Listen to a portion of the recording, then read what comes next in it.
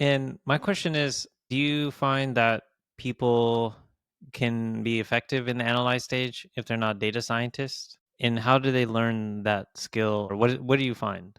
That's a good question. I think they can be taught. I think there are some people, if they feel a sense of ownership over the feature and they're able to put themselves in the shoes of the customer, they can try to understand this is bad, this is good. And, we have good methodologies to do this. And, Shreya mentioned a few of them, like later in the chapter, like, binary only or preference selection. I think those become reliable enough. What I find that, okay, I could label some data in a day and I could get a couple hundred samples, but then I'll spend a lot more time than a day trying to calibrate my LLM evaluator to match those samples well. Actually, very Hmm. hard. And I've been through this exercise dozens of times. I It find sounds that like very data sciencey though, even the measure it sounds part. very data sciencey, right?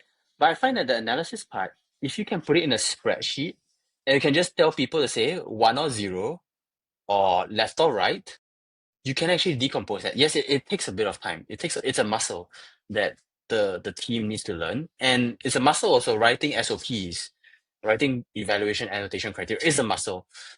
Okay, I agree with you. You can get people to label, binary labels, go through spreadsheets, things like that. One thing I found that I took for granted is the skills involved in studying that data afterwards, like aggregating it, slicing and dicing that data, whatever. We have a lot of skills as data scientists to just do. We think it's like breathing air or something very simple, but I found that people struggle with. Second part of categorize failure modes, that's slightly more tricky that not everyone can do as part of the analysis box.